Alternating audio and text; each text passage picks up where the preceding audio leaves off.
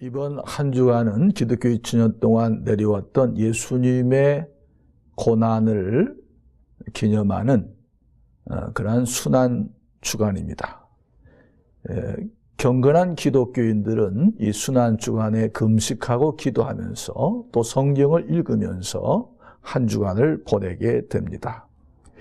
이 순환 주간을 시작하는 주일을 종료주일이라고 하는데, 예수님이 예루살렘에 입성하실 때 수많은 사람들이 길거리에 나와서 종려나무 가지를 흔들면서 이렇게 말했습니다. 호산나 다윗의 자손이여 찬송하려다 주의 이름으로 오시는 이여 라고 이렇게 환영했기에 붙여진 이름입니다. 이날은 예수님께서 나귀를 타고 예루살렘에 입성하신 날입니다. 주님께서 나귀를 타고 예루살렘에 입성하신 사건은 주님께서 이 세상의 평화의 왕이심을 온 천하에 알리신 사건입니다. 이 종려주일은 예수님, 당신은 나의 왕이십니다 라고 고백하는 그러한 시간입니다. 이 시간 저는 종려주일을 맞이해서 왜 예수님은 나귀를 타고 예루살렘에 나타나셨는지, 그리고 어떤 의미가 있는지 함께 은혜를 나누고자 합니다. 첫째로 예수님은 만왕의 왕이시요 만물의 주인이십니다. 유대인들은 자신의 민족을 로마 정권에서 해방시켜줄 정치적인 메시아를 오랫동안 기다려왔습니다. 수많은 예언자나 선지자가 나타났지만 그들의 기대와는 멀었습니다. 하지만 나자렛 출신 예수가 나타나더니 갈릴리 지역을 중심으로 해서 가난한 사람들과 함께 먹고 마시고 생활하면서, 그리고 고아와 과부들과 함께 같이 지냈고, 각색 병든 자, 중풍병자, 안증병이를 고치는 것은 물론 떡 5개와 물고기 2마리로 5,000명을 먹이고도 12광주리가 남는 기적을 행하게 되자 그의 주변은 항상 수많은 군중들이 때로 몰려들었습니다. 요즘 같으면 아마 매스컴에 집중 보도가 되고 연일 탑뉴스로 올라와 있을 것입니다. 이제 사람들은 서서히 예수님을 구약에 예언된 메시아로 인식하기를 시작한 것입니다. 20장 29절 이하에 보면 예수님이 여리고에서 떠나갈 때에 큰 무리가 따랐다, 이렇게 기록하고 있습니다.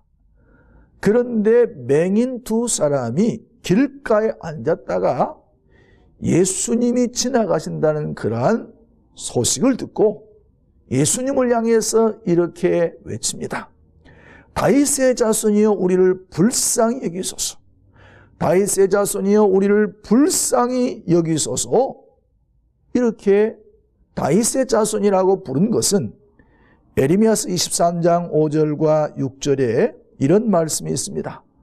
나 여호와가 말하노라, 보라 때가 이르리니 내가 다윗에게 한 의로운 가지를 일으킬 것이라. 그가 왕이 되어서 지혜롭게 행사하며 세상에서 공평과 정의를 행할 것이며 그의 날에 유다는 구원을 얻겠고 이스라엘은 평안히 거할 것이며 그 이름은 여호와 우리의 의라 일컬음을 받으리라.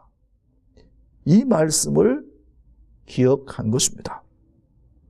즉 다윗의 후손을 통해서 이스라엘에게 다윗의 왕시대에 가져왔던 그러한 풍요와 그러한 번영과 그리고 평안을 가져다 줄 메시아가 도래할 것임을 그들은 기다리고 있었는데 이제 그때가 왔다고 생각하는 것입니다.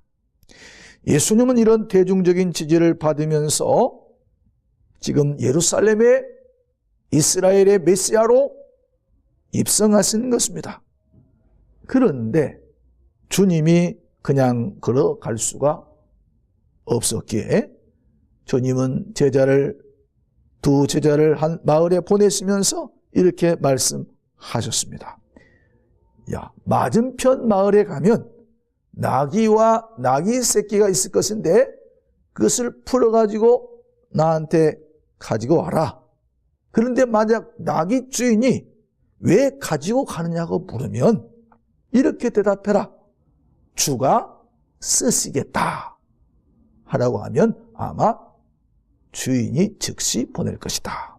이 나귀를 쓰시는 분은 로드, 주라는 것입니다. 여기서 자신을 주, 헬라어로 큐리오스인데 이 주라는 칭호를 사용한 것입니다. 당시에 이 큐리오스 주라고 하는 말은 언어는 왕에게나 붙일 수 있는 용어였습니다. 나귀의 주인은 나귀의 주인이 아니라는 것입니다.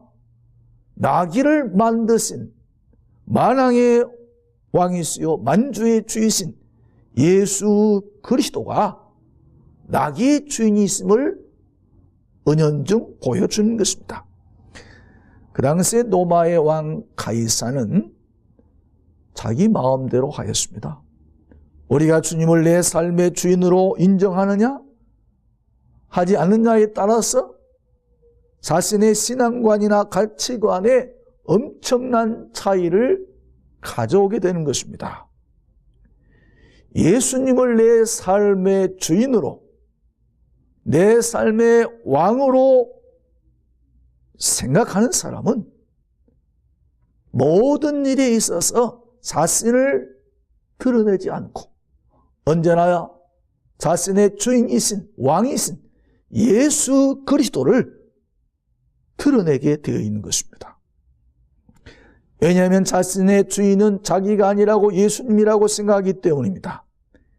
이런 사람은 주님께 대한 충성과 헌신을 다하고 그것을 영광으로 생각하기 때문에 자신이 가지고 있는 것을 아낌없이 주를 위해서 드릴 수가 있습니다.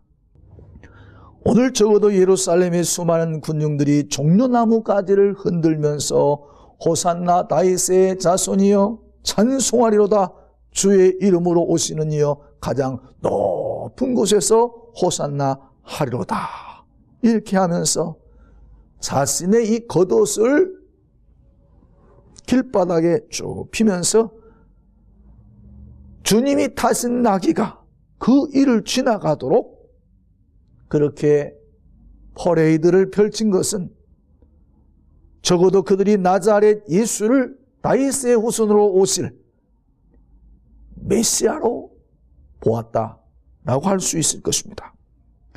오늘 우리에게도 이러한 고백이 중요한 것입니다.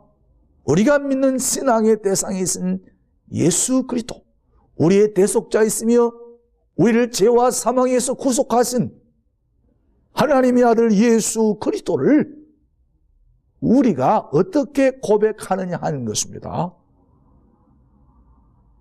여러분들, 우리는 주님을 향해서 당신은 진정한 나의 왕이십니다. 내 삶의 주인이라고 우리가 고백할 수 있어야 하는 것입니다. 사도행전 17장 16절 이하에 보면 바울이 아테네 가서 전도하는데 그 아테네에 우상이 가득 찬 것을 보고 이 바울이 분이 가득했다고 했습니다. 그리고 거기 광장에 아고라 광장에 나와 있는 사람들과 함께 토론을 벌이기 시작합니다. 거기에는 그 당시에 에피크로스, 스토아 학자들도 많이 있었습니다.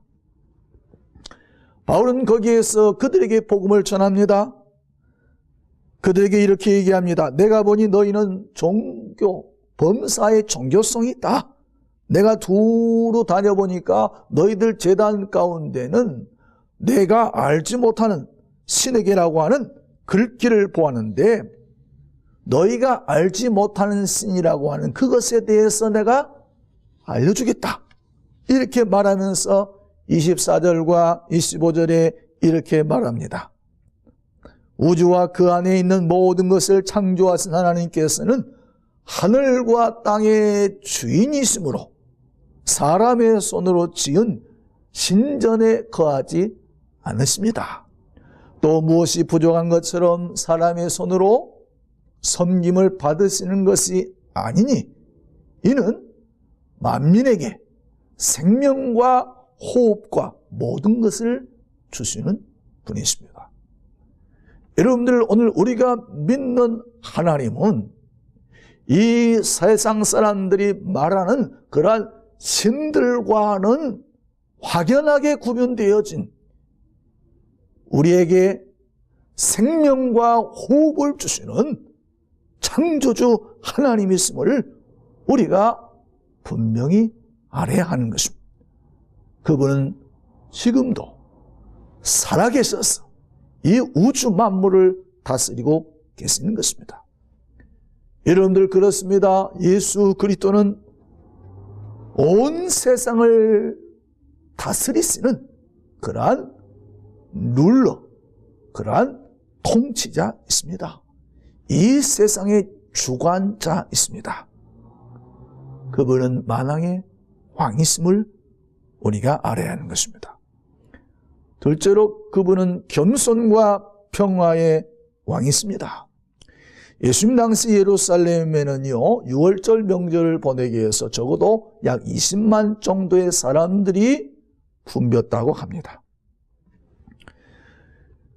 로마 시대에는 전쟁에서 이겨서 귀환할 때 귀환하는 장군들이 들어올 때는요, 흰 백마를 타고 사람들의 열렬한 환호 속에서 그렇게 도시에 들어온다고 합니다.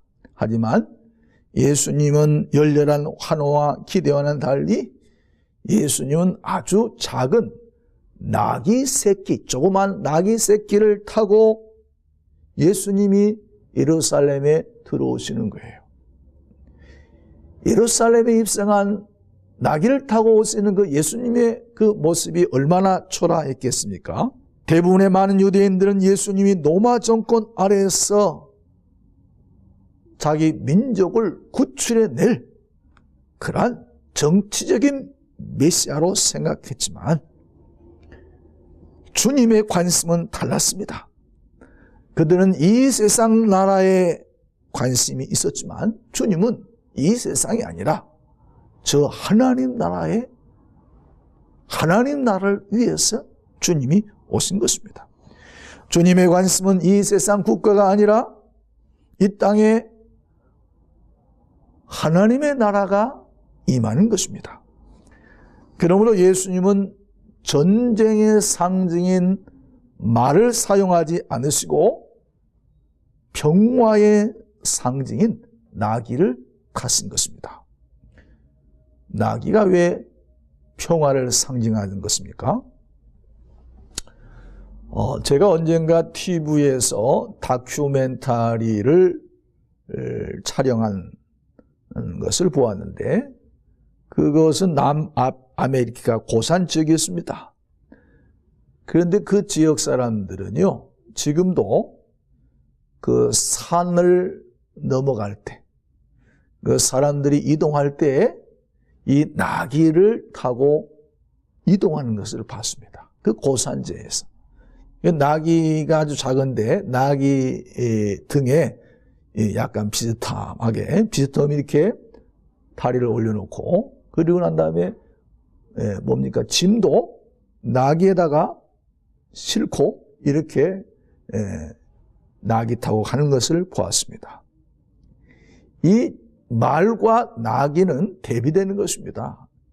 이 전쟁 때는 말이 필요한 것이고, 나귀는 평화시에, 이 평화시에 일반 사람들이 이용하는 그러한 교통수단인 것입니다. 이동수단인 것입니다.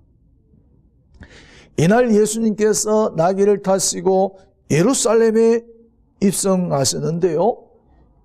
이 예루살렘에 입성한 이 사건에 대해서 주전 약 520년경에 스가랴 선지자가 예수님이 이것을 나귀 타고 예루살렘에 입성할 이 사건을 스가랴 선지자가 예언한 내용이 있습니다. 스가랴 9장 9절에 보면 이렇게 예언했습니다.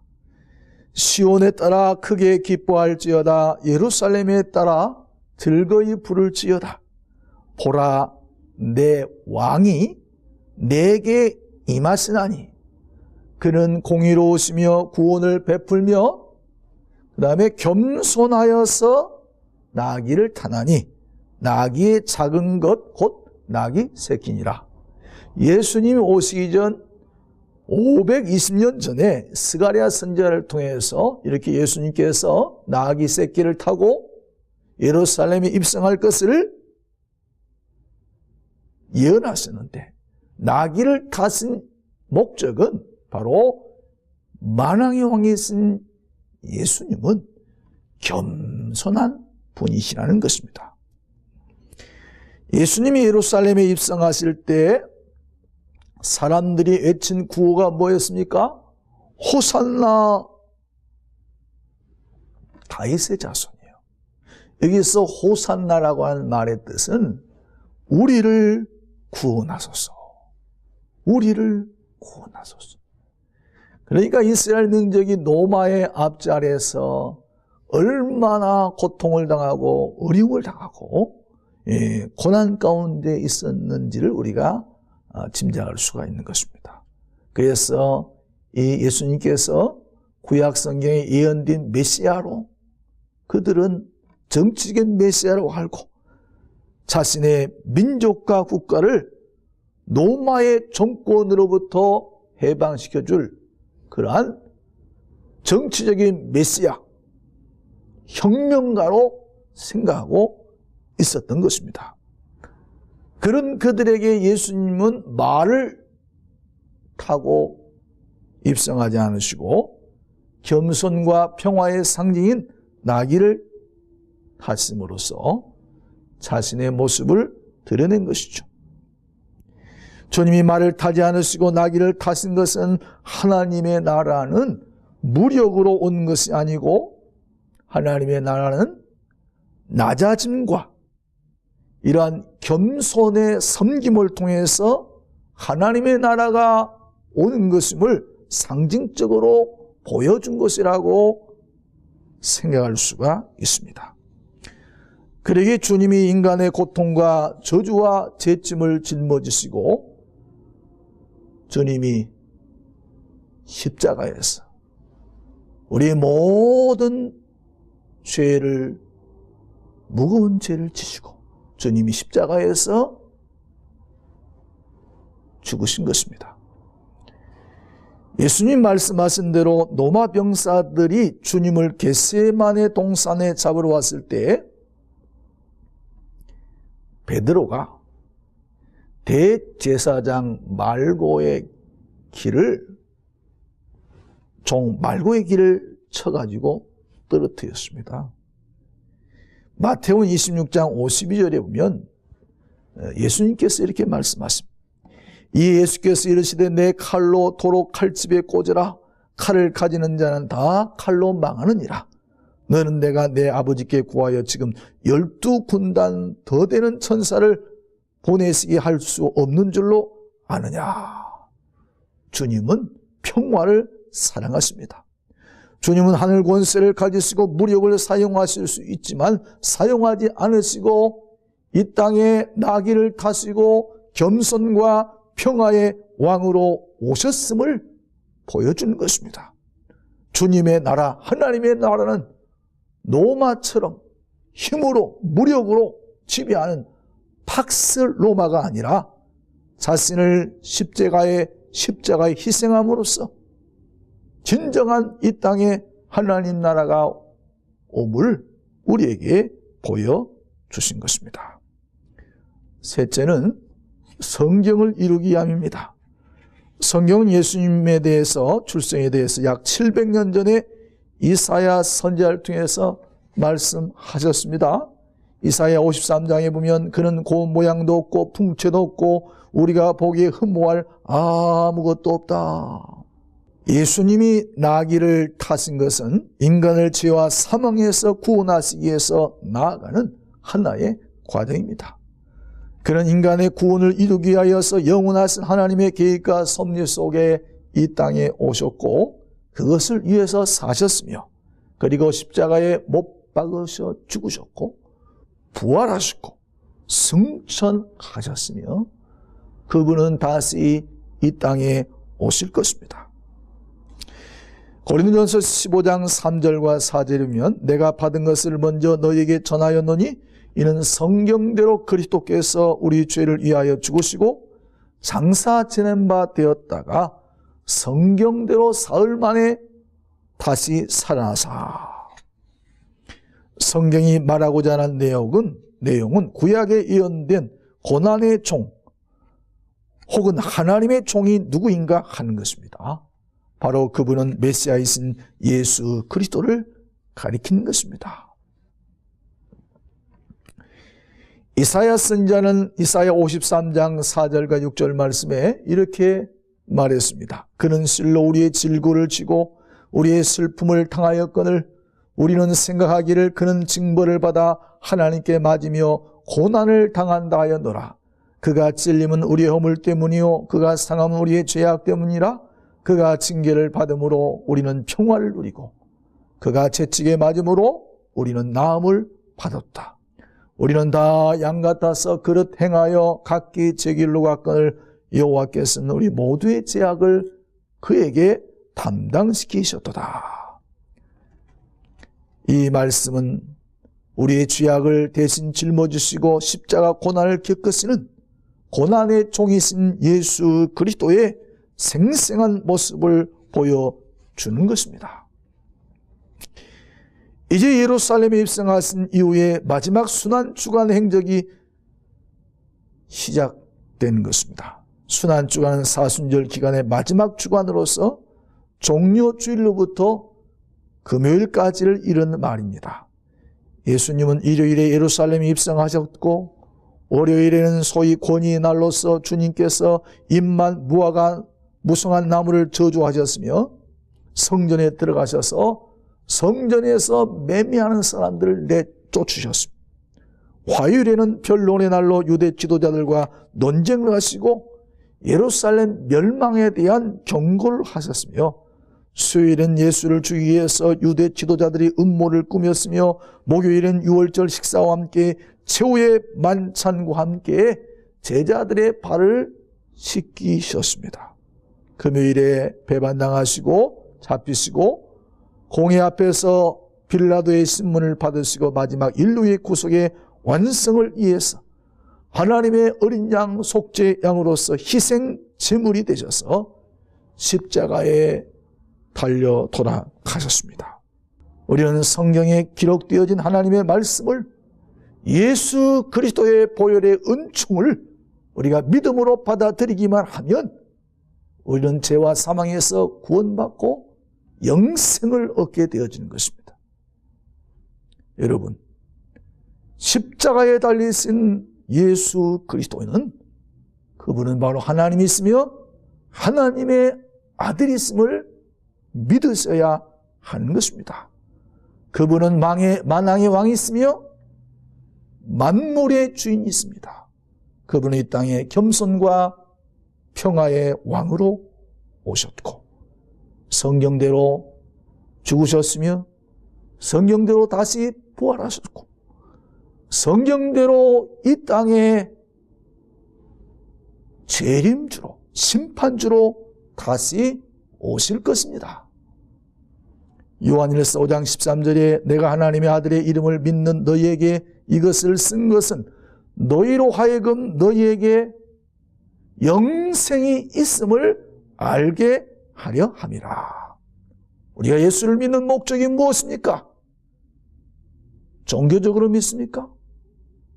여러분들 영생을 위해서, 영원한 생명을 얻기 위해서 주님이 죽으셨고 주님이 부활하셨고 우리는 그것을 위해서 예수를 믿는 것입니다. 사랑하는 성도 여러분, 예루살렘에 입성하신 예수님을 환호한 무리들처럼 오늘 우리는 이렇게 고백하십시다. 예수님은 나의 주인이십니다. 예수님은 나의 왕이십니다라고 고백하시기를 바랍니다. 당신은 이 세상을 구원할 만한 만왕의 왕이시며 메시아이십니다라고 고백함으로 이 순환주간에 예수님을 나의 주로 왕으로 높이고 찬양하는 저와 여러분이 되시기를 주의 이름으로 부탁을 드립니다.